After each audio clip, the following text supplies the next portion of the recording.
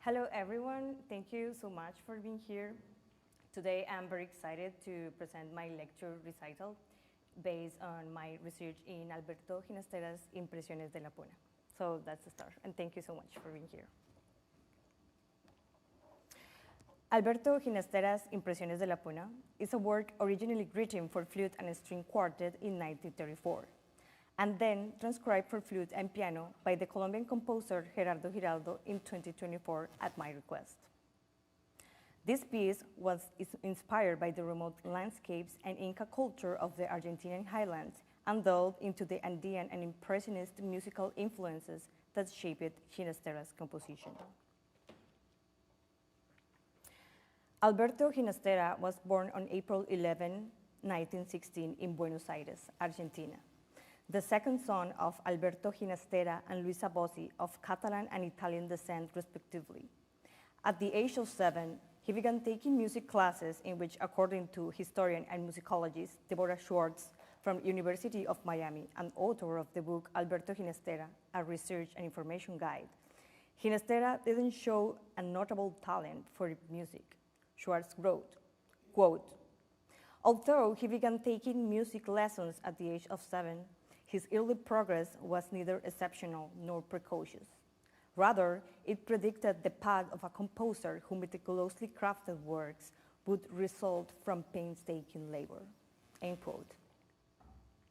In 1928, at the age of 12, Ginastera entered the Williams Conservatory in Buenos Aires, where he took solfeggio and music theory classes with Tortuaco Rodriguez Castro, harmony with Celestino Piaggio, piano with Cayetano Argenziani, and composition with José Gil. After the pressure imposed by his parents, 2 years later, Ginastera entered the National School of Commerce to specialize in business. During this period, he attended various concerts in Buenos Aires, where he found his passion for contemporary academic music, feeling especially attracted to Stravinsky's work, The Rite of Spring. As he later stated, quote, "The rite was like a shock, something new and unexpected. The primitivism of the music, its dynamic impulse, and the novelty of his language impressed me as the work of a genius." End quote. According to Schwartz, this compelling experience played an important formative role in shaping Ginastera's early compositions. In 1934, after years of musical learning, Ginastera submitted his first works to composition competitions, where he received awards from the Argentinian National Institute of Music for his piano work, Piezas Infantiles. 4 years later, he received an honorable mention from the National Commission of Fine Arts for his composition Impresiones de la Puna for flute and string quartet. In 1935, Ginastera entered the National Conservatory of Argentina, where he acquired a more traditional approach towards the composition of nationalist music, inspired by the figure of the Argentinian gaucho, or horseman, and his qualities of strength, bravery, and independence that for Ginastera represented the spirit of the nation.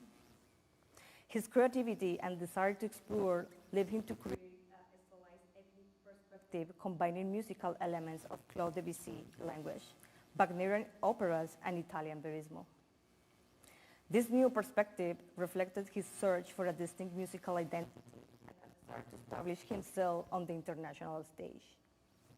That later would allow him to create a unique language, fusing the national with the universal.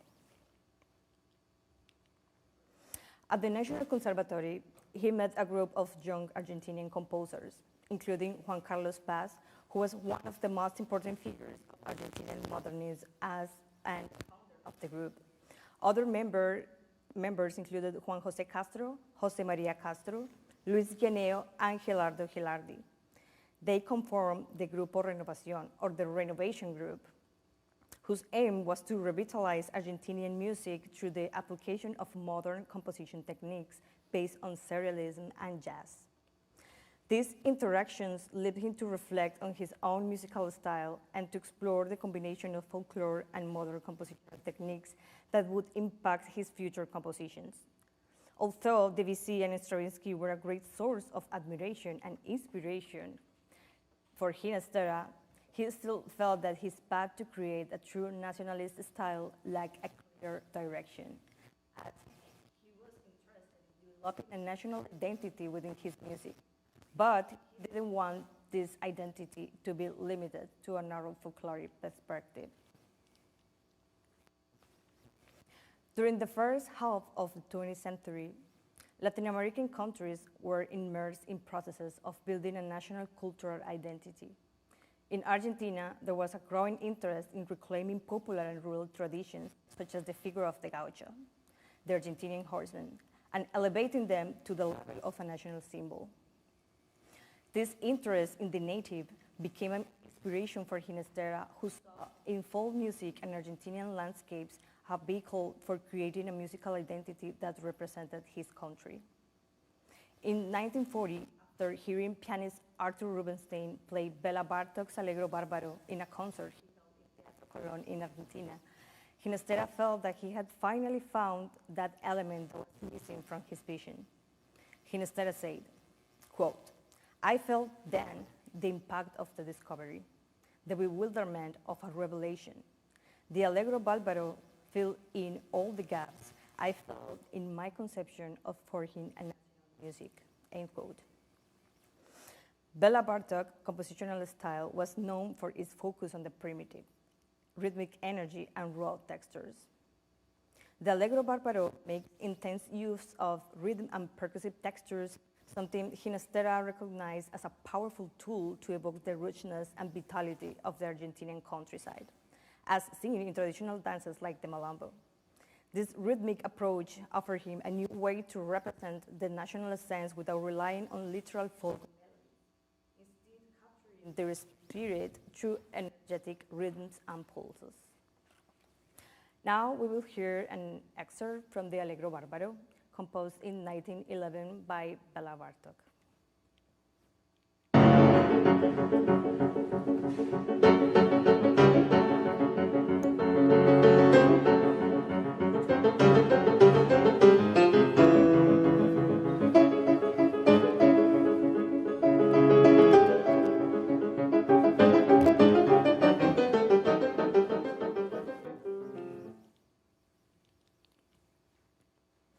Bartok's influence on Ginastera can be seen in several of his works, such as the first movement of the Stances Ballet or the fourth movement finale of the Sonata for Guitar, Opus 47. Now we will hear an excerpt of the Dances of Ballet, composed in 1941, where Ginastera makes intense use of rhythm and percussive textures into an orchestral context.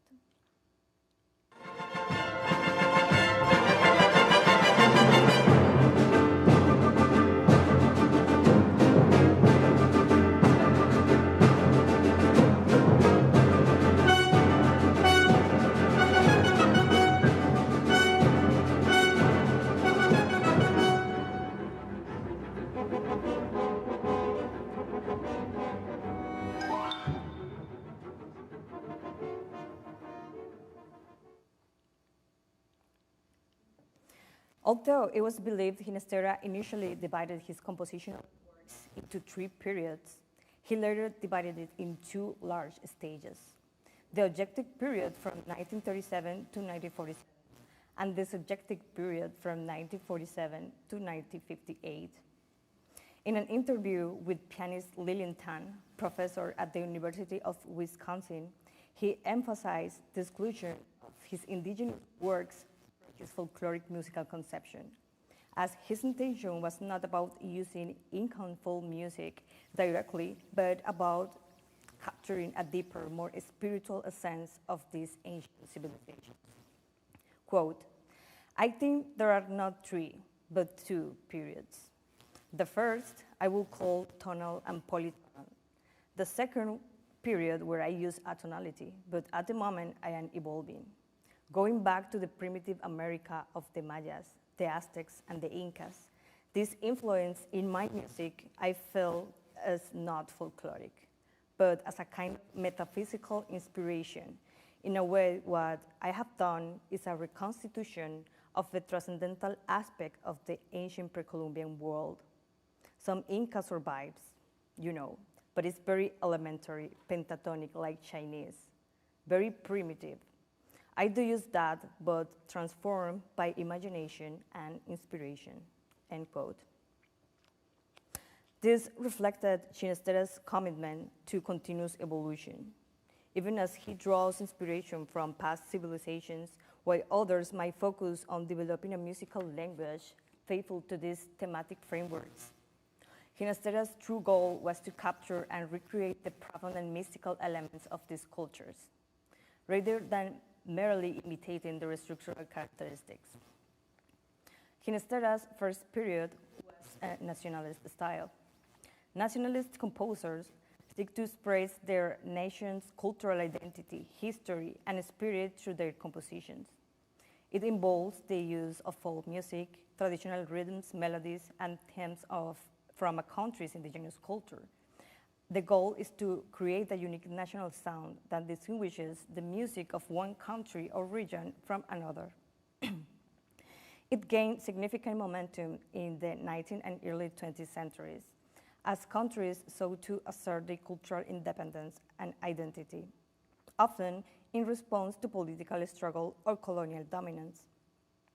Composers incorporated melodies from traditional songs, dances, or rituals, thereby evoking the sound of their native culture, and might draw on the distinctive rhythms of folk dances, like the malambo in Argentina, the sardas in Hungary, or the polonaise in Poland.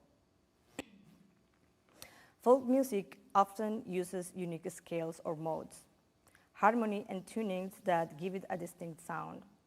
Ethnic instruments are also imitated by orchestral instruments to create an authentic cultural atmosphere. In general, nationalist music seeks to evoke landscapes, historical events, or legends from their countries.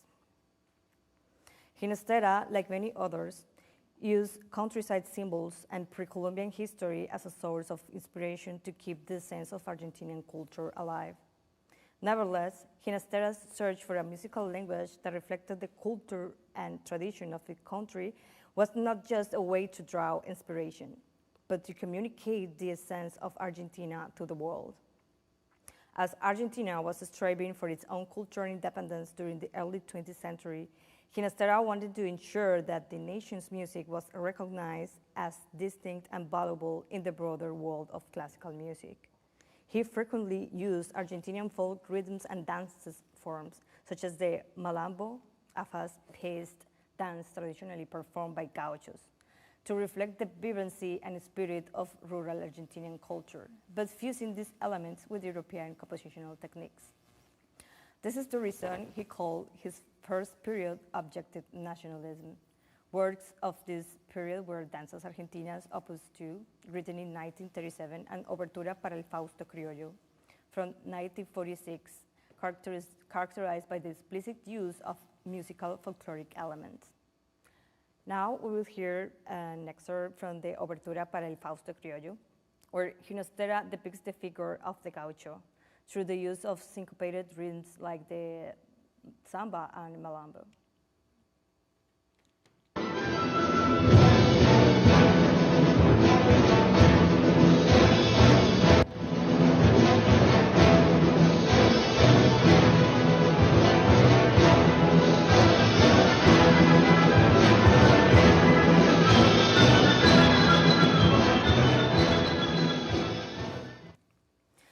According to Argentinian musicologist Vera Wolkowicz, PhD in music from the University of Cambridge, the interest in Inca music and culture peaked was in 1926 with the staging of two Incan operas, Ollantay and Corimayo, by Jose Maria Riestras and Enrique Mario Casella. These operas were part of an effort to demonstrate to the world, especially to Western Europe, that the countries of the New World not only had a recent history, but that their cultural heritage could be traced back to the ancient and grand pre-Columbian civilizations, such as the Inca and the Aztecs. These composers wanted to highlight that they possessed a magnificent Asian heritage of ancestors, comparable to the great European cultures. The Inca culture, with its remarkable development in South America, became a symbol of that ancestral greatness that could be reclaimed and projected as part of the national identity of countries like Argentina.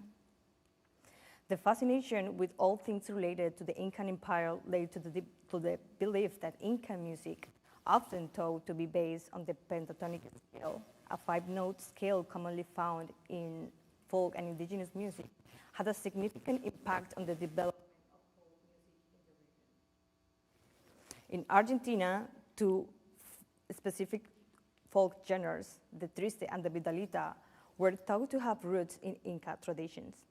These genres became part of Argentina's national music identity as people believed they were directly linked to the ancient Inca civilization.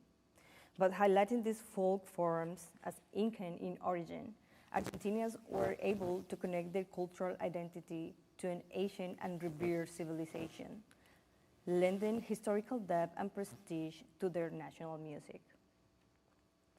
The early 20th century was a period of significant political and social change in Argentina that likely influenced the artistic environment of the time. During this period, there was a strong nationalistic trend in Argentinian music. Ginastera's work, viewed as part of a cultural movement seeking Argentinian national identity and expression through art, often involved drawing on the country's folk traditions and its regional characteristics, elements that the composer started to explore during his early formative years. Ginastera's Impresiones de la Puna for flute and string quartet, later adapted for flute and piano as the focus of my research, was inspired by the Puna region and in the Andes Mountains. This plateau that stretches across part of Argentina, Bolivia, and Chile is known for its unique landscapes and cultural significance. The piece was premiered on November 30, 1934 at Teatro Colón. It could be considered as part of Ginastera's first period of composition and is dedicated to Argentinian flutist Ángel Martucci, flutist of the Buenos Aires Philharmonic and the string quartet of the Buenos Aires Music Conservatory. Although the National Commission of Fine Arts awarded Ginastera a prize for this piece in 1938, he later withdrew it from his catalog. This action was perhaps a result of his pride, as he considered the piece, which was part of his first compositional exploration at 18 years old, as lacking maturity. Now we will see a video of Ginastera's interview in Spain, where he is reluctant to talk about the reason for the withdrawal of the piece, and where he appears quite uncomfortable with the question. Con un aire y un vigor juveniles. Digamos entonces que cuando tenía 18 años había ya compuesto esas impresiones de la Puna de que nos hablaba, que por cierto más tarde el maestro retiró de su catálogo, quizá pensando que era un pecadillo de juventud. Bueno. En 1936, cuando...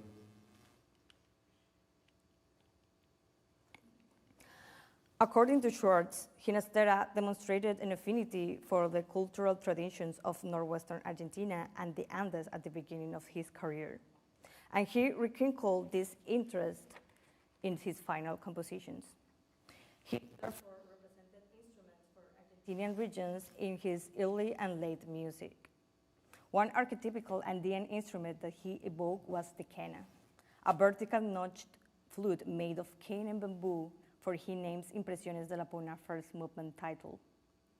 The quena, along with the panpipe, is one of the most representative folk instruments of the Andean and Argentinian highlands. Its origins date to the pre-Columbian era, and it was created and performed by inhabitants of the Incan Empire. The instrument's airy and evocative sound inspired Ginastera to recreate the Argentine highlands' melancholic and mystical soundscape. This work's original scoring for flute and strings called to mind the region indigenous performance ensembles. Now we will hear an example of the quena sound.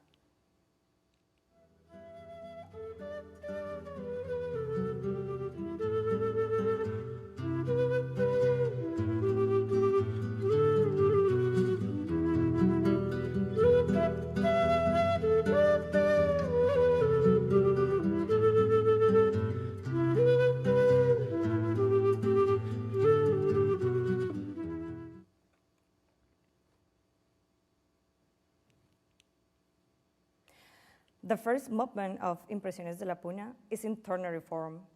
The A section covers bars 1 to 12, where Ginastera explores the A pentatonic scale, along with aggregate 6 chords and a pedal point in the bass, ending with a fermata that leads to the B section. The V section differs from the rhythmic and thematic material of the first section as it simulates an improvised cadenza using a Phrygian scale, where he explores the flute's technical agility while also covering the instrument's extreme tremolo ranges. This B section also ends with a fermata and leads to a return to the A section. It ends by emphasizing the piece's tonal center with the notes A and E and A. This perfect 4 interval is constantly reflected through the movement. Now refer to handout example 1, where we will hear the tonal center of the piece.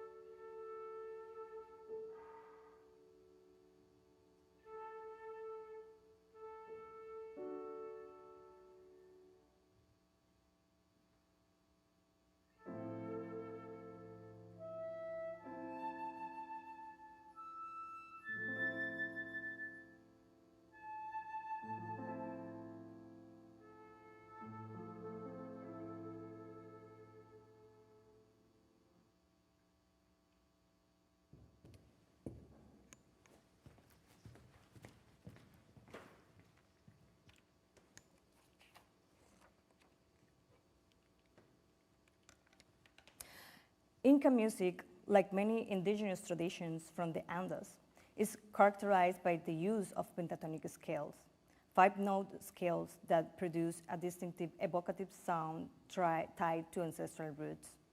Contemporary composers from Argentina, Peru, and Ecuador often draw on these scales to create atmospheres connected to the pre-Hispanic past.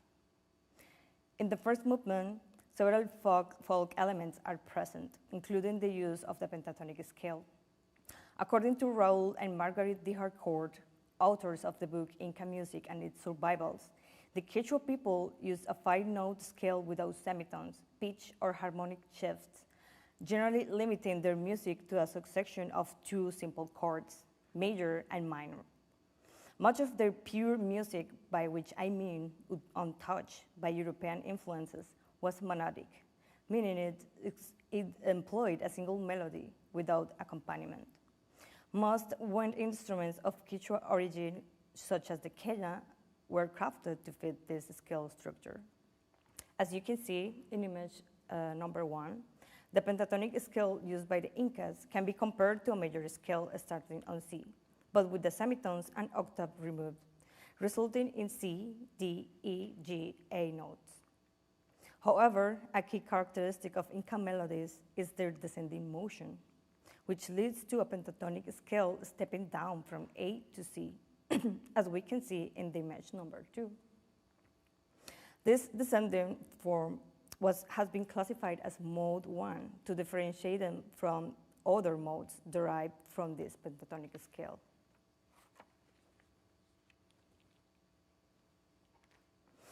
The accompaniment presents the first motive in the first 2 measures and is a clear example of the use of the A pentatonic scale, mode 1, following the descending line that the flute subsequently imitates in bar 3 and completes the first phrase. This motive represents what Schwartz called the Andean formula, comprised by the notes A, G, and E. In measure 5, the flute transposes this same intervallic melody, also adding an ascending A Phrygian scale. On measure 6, connecting this second motive with a repetition of motive 2. Now refer to the handout, example 2, where we will hear the descending melodic line and the Andean formula.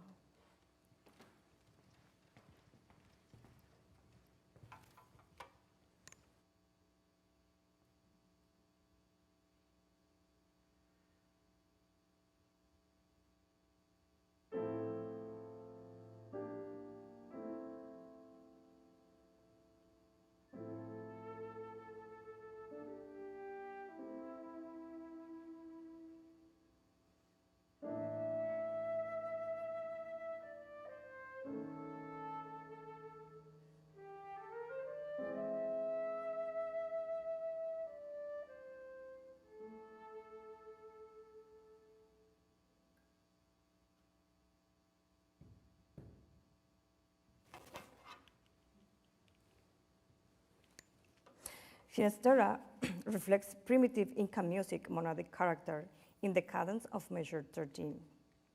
Here, the use of the Phrygian scale, adding a B-flat, adds an exotic and mysterious sound to the cadenza, along with chromatic patterns and a sequence of fourths which suggests implied quartal harmony, meaning the use of several four intervals on the descending melodic line. Now refer to handout example 3, where we will hear the descending melodic line and the implied quartal harmony.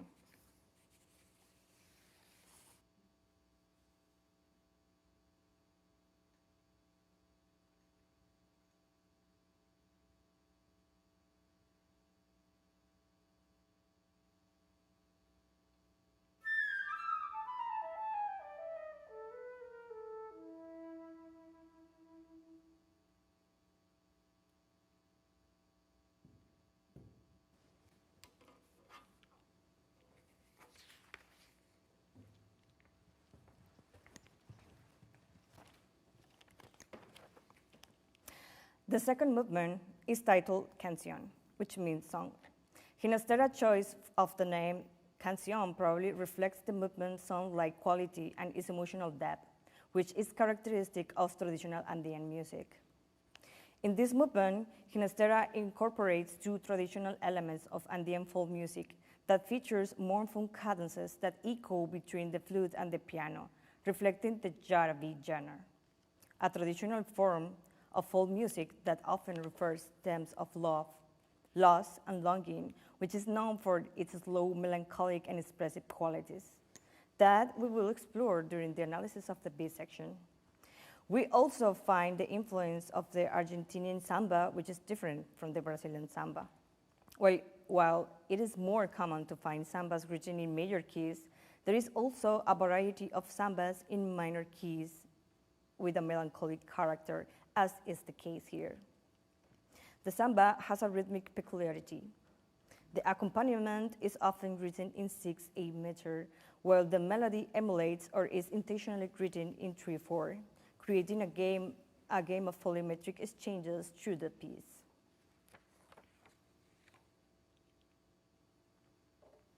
Like the first movement, this one is in ternary ABA form. The first A section begins with a G minor arpeggio using the samba's characteristic emiola as an introduction that gives way to the piece's main melodic motif that remains almost unchanged through the 2A section, varying slightly with grace notes right before the B section begins. The A section returns with a rhythmic variation on the accompaniment. The A section accompaniment contains a emiola, where the upper voice essentially creates a 3/4 meter, while the bass pattern instead suggests 6/8. The upper voice also creates a emiola with the melody. Then we can see the similarities between the lower voice in the piano of the samba allegre in image 1, with the pattern created by Ginastera at the beginning of this movement. Refer to handout example 4, where we will hear how emiola creates a variation of samba rhythm distributed in 2 voices.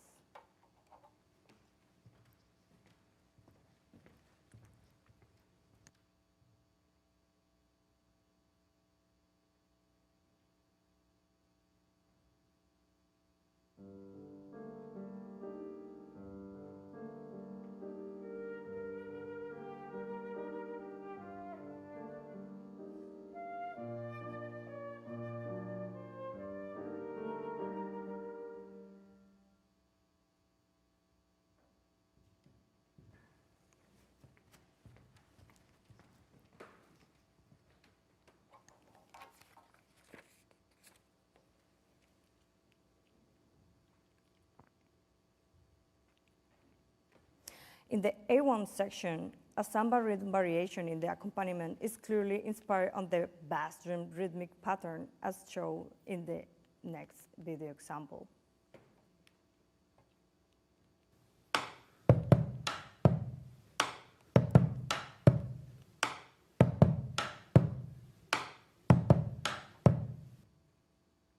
Now refer to handout example 5, where we will hear the rhythmic variation of the samba into the piece context.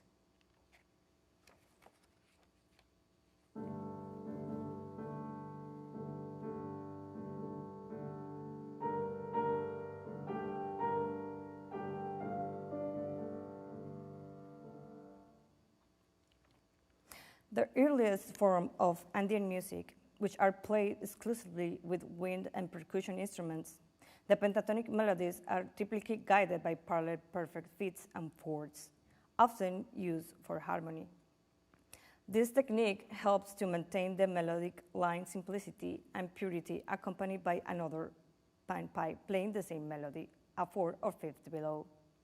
This is called hexatonic music. The use of these parallel intervals will be evident in a harmonic context during the B section, Jarabi. The Jarabi is a mestizo musical genre that originated in the Andes of South America, particularly in Peru and Ecuador. This genre blends elements of the Inca Jarawi, a traditional poetic and musical form of the Incas, with Spanish troubadour poetry that arrived in South America during colonization.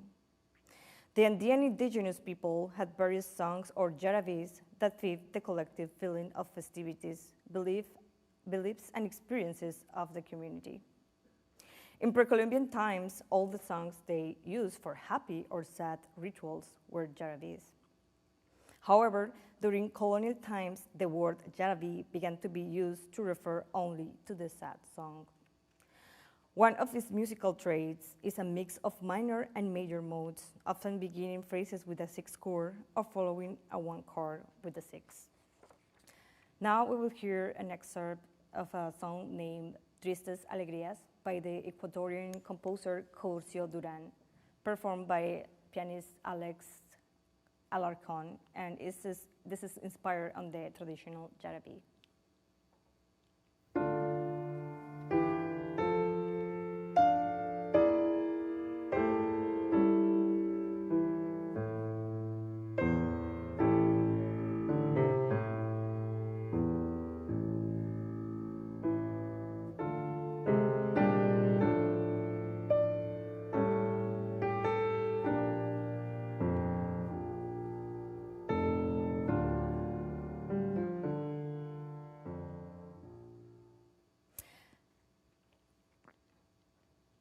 In the first measure of the B section, Ginastera introduces several 6 chords with added 6 using a 4-bass structure, meaning chords organized in intervals of fourths to create an ascending parallel movement. Quarter chords have a less resolving sound compared to traditional harmony based on thirds. This harmonic opening generates a sensation of spaciousness or emptiness, evoking the vast Andean landscapes and reinforcing the emotional depths characteristic of the jarabi. Instead of leading the ear toward a clear harmonic resolution, quarter chords maintain an ambiguity that allows the melody and atmosphere to develop more freely.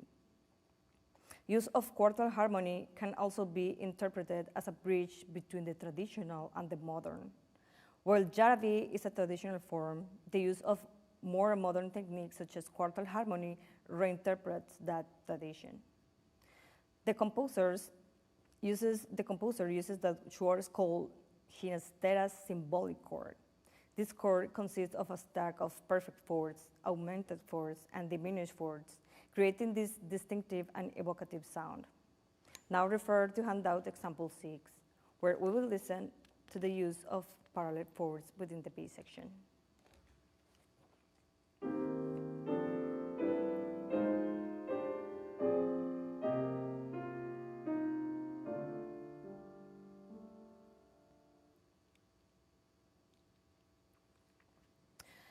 This modern reinterpretation is heavily influenced by Impressionism, a movement from the late 19th and early 20th centuries.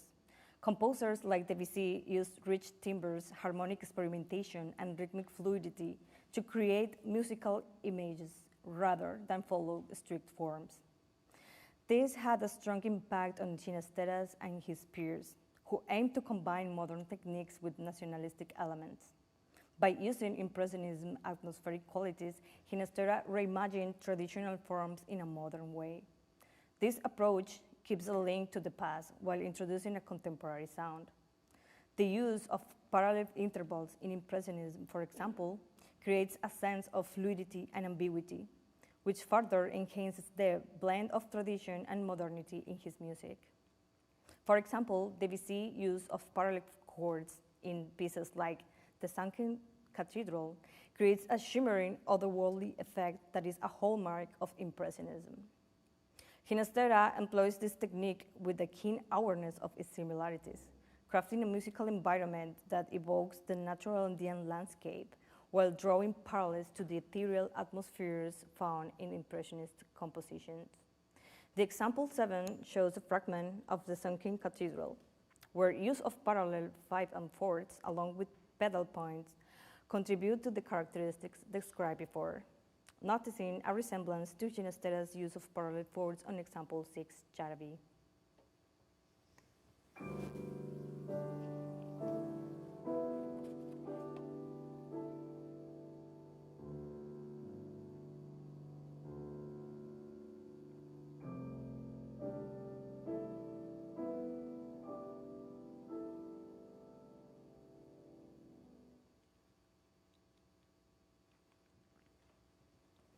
The third movement, titled Danza, aims to represent the distinctive, lively, fast-paced character of the Argentinian folk dances.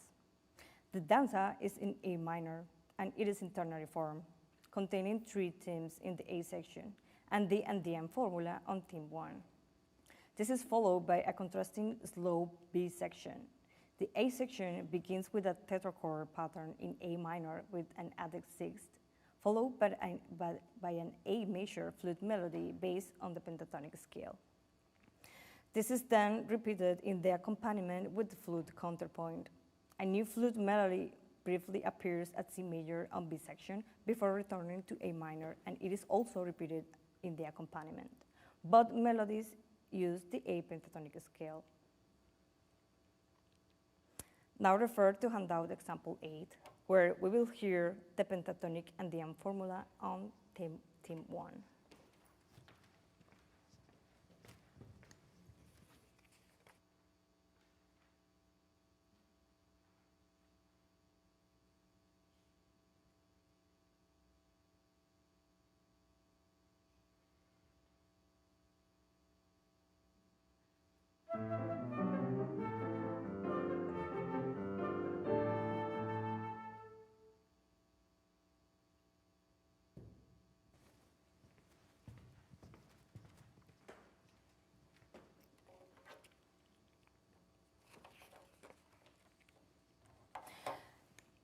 Ginastera likely used the rhythms of malambo, a traditional Argentine dance characterized by its energetic, syncopated rhythm, usually in 6/8 or 3/4 time, with complex rhythmic patterns and accentuations that imitate the foot tapping of gauchos, the Argentinian horsemen. However, Ginastera implicitly portrays the zamacueca, a large family of rhythms from Peru, which is closely linked to the Argentinian malambo since its origin is in the El Malambo neighborhood in Peru. As the zamacueca spread throughout South America, it influenced the creation of other dances, like the marinera from Peru or the cueca from Chile and Bolivia. While the malambo remained specific to the Argentine gaucho culture. In Argentina, there are 2 types of malambo dance: the southern malambo, originating from the Pampa region, and the northern malambo, which develops in the northwest and also incorporates the rhythm of the chacarera. The chacarera is both a rhythm and a dance that originated in northern Argentina. It also belongs to the large family of music derived from the zamacueca, which formed during the colonial period and draws from various traditions: the Spanish conquerors, the indigenous people, and the Africans. This fusion varied by location, resulting in different influences from these 3 cultures in various regions. The chacarera traces its origins to the Peruvian marinera, when Santiago del Estero, the oldest city in Argentina, was founded It was established along the royal road from Lima, through which slaves were brought. Along the way, Africans found trees and dead animals, from which they obtained wood and skin to make drums, which later evolved into the bombo. In the next image, we can see how the chacarera's basic rhythm pattern is characterized by two distinct timbral elements, the high pitch and the low pitch, in a 6-8-3-4 metric, accentuating the rhythmic figures of the first and the fourth beat. These pitches are played in the rim and the head of the bombo leggero. The chacarera has several rhythmic variations that Ginastera portrays on the rhythmic bass of the accompaniment from measures 1 to 5, but by reversing the pitches and highlighting the high pitch of the bombo on the right hand of the piano. Now we will hear a short example of the rhythmic variation of the chacarera and then its resemblance to the accompaniment on the piano as it is shown in handout example 9.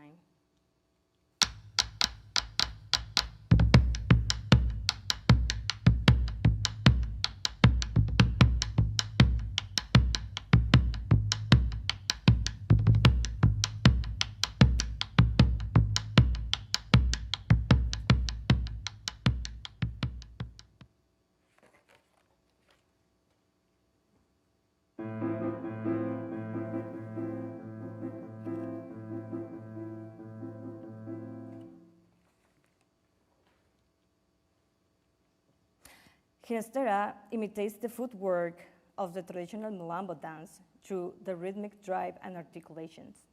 The malambo is a fast-paced percussive dance traditionally performed by Argentine gauchos, known for its intricate zapateo or foot stomping patterns. In the next video, we will see a performance of the malambo dance.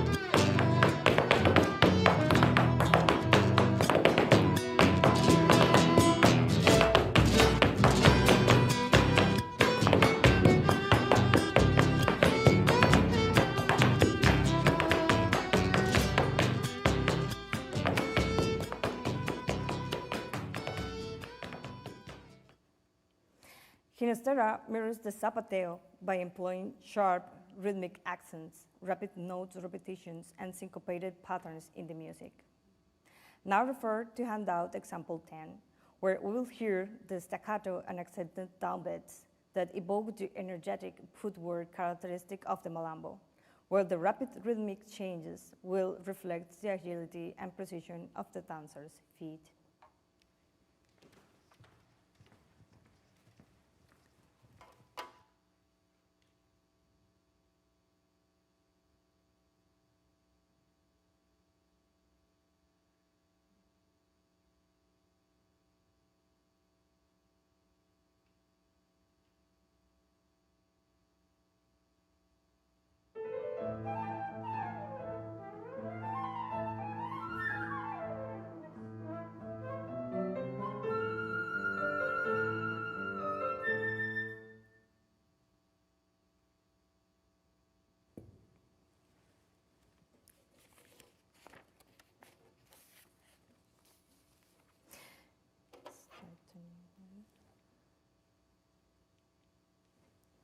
Ginastera introduces a triste section on measure 40, creating a contrasting mood to the energetic malambo-inspired rhythm.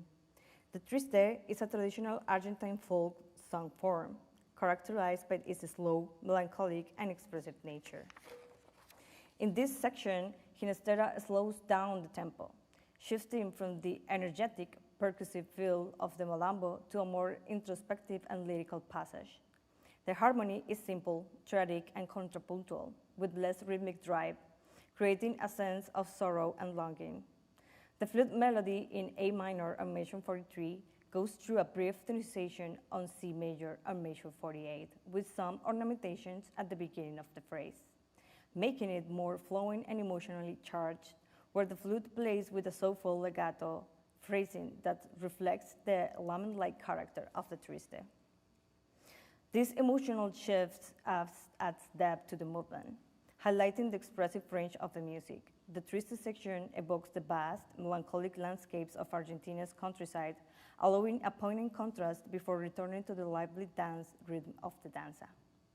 Now refer to handout example 11, where we will listen to the development of the triste motif throughout ornamentation and tonicization.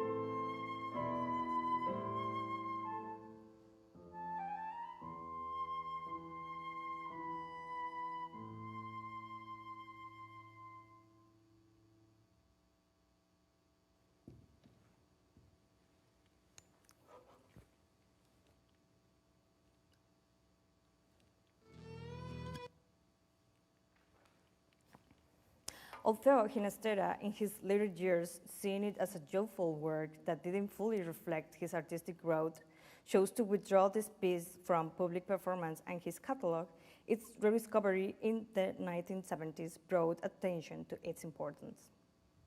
Despite Ginastera's reluctance, the piece has been performed frequently in recent years, such as by the Camerata Bariloche with flutist Claudio Barile and at Carnegie Hall in 1991, and by a string quartet with flutist Al Estate in 2023 in Peru. Because of its captivating portrayal of Argentine landscapes and culture and its blend of folk and modern elements, the piece has earned a special place in chamber music, showing it as one of Ginastera's most expressive early works. This early exploration of Argentine folk traditions using impressionist techniques and rhythmic energy influenced Ginastera's later works like Estancias and the Pampeana series. These later pieces continue to include nationalistic elements, but with a more mature and refined style, showing how Impresiones de la Puna helped shape Ginastera's unique voice. The renewed interest in this piece has allowed audiences to appreciate both his early artistic vision and its lasting influence on his later music.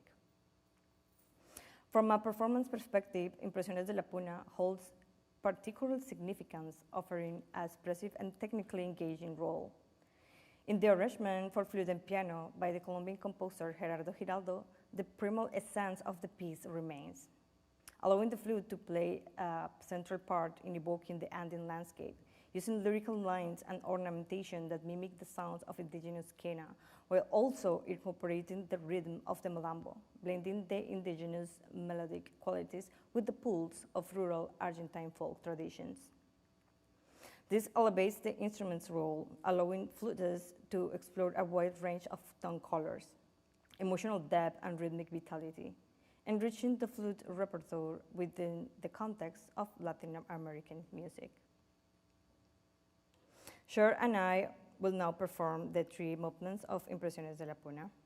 But before this, I want to thank to Cher performing with me today, and to my two advisors, Dr. Martin and Dr. Wisner, for their guidance and for challenging me to rethink and deeply explore this piece.